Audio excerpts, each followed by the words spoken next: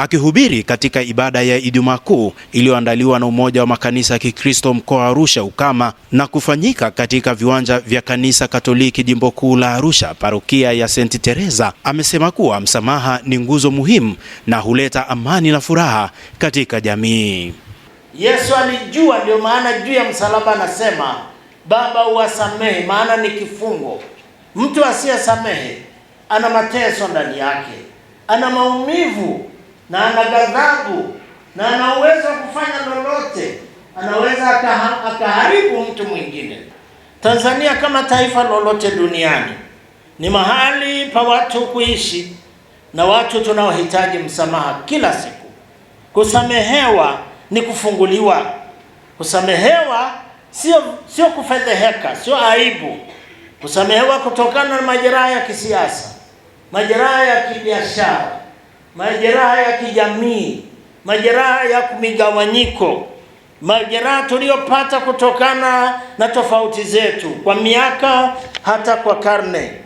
Askofu mkuu wa Kanisa Katoliki Jimbo Kuu la Arusha, Mhashamu Isaac Amani, ameeleza maana halisi ya msalaba ni kuonyesha upendo kwa wengine, huku katibu mkuu wa umoja huo ambaye pia ni askofu wa TAG Jimbo la Arusha Mashariki, Askofu Orosos, akiomba serikali kusimamia kikamilifu shughuli za kimila zisiingiliane na imani za makanisa. Kwamba tumefika na chombo hicho ambacho kinabeba ujumbe mkubwa wa upendo wa Mungu, upendo wa ajabu.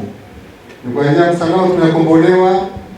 Tunasalimiana kwa haya maneno kwamba uhuru wetu, ushindi wa Kristo, sifa kwa Mungu na masifu yetu yote kwa Mwenyezi Mungu kupitia kwa Kristo ni kwa chombo hiki.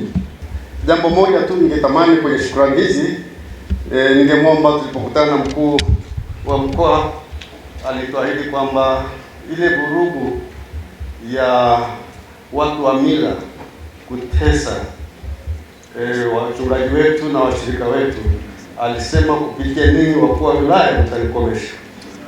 Na mimi tutafanya hilo na hakika tutakuwa salama. Akitoa salamu za serikali kwa niaba ya mkuu wa mkoa wa Arusha, mkuu wa wilaya ya Arusha mjini Joseph Mkude, pamoja na kuupongeza umoja huo, amewaomba viongozi wa dini kuweka mkazo zaidi katika kufundisha maadili mema kwa watoto na vijana, huku maombi maalum ya kuiombea nchi yakifanyika. Pamoja na kuwaombea, lakini tuwalee vizuri, tuwaase, tuwakanye ili warudi katika mstari, wasiwe hatarishi kwa wageni kwa namna moja ama nyingine. Hapa tuko kama ndugu, tumekaa pamoja, na ndio maana ya viongozi wetu hawa kuendeleza umoja huu, kwa sababu ya umoja wetu, lakini pia kama ndugu. Kwa hiyo niwapongeze sana kwa jambo hili linaloendelea zuri. Katika jina la Yesu Kristo mwana Mungu aliye hai, nikawe kama gundi katikati yetu Bwana, katika amani ya kweli, katika utulivu wa kweli. Tunaita Roho Mtakatifu ili atembee na kanisa lako, familia zikapate kupona na kuweza kuona utulivu katikati ya nyumba zetu. Katika jina la Yesu tumeomba, amen. Ibada hii hufanyika kila mwaka ikiwa ni kumbukumbu ya mateso ya Yesu Kristo na kufufuka kwake, ambapo Wakristo wa madhehebu mbalimbali wanakutana mahali hapa kwa ajili ya kukumbuka siku hii muhimu.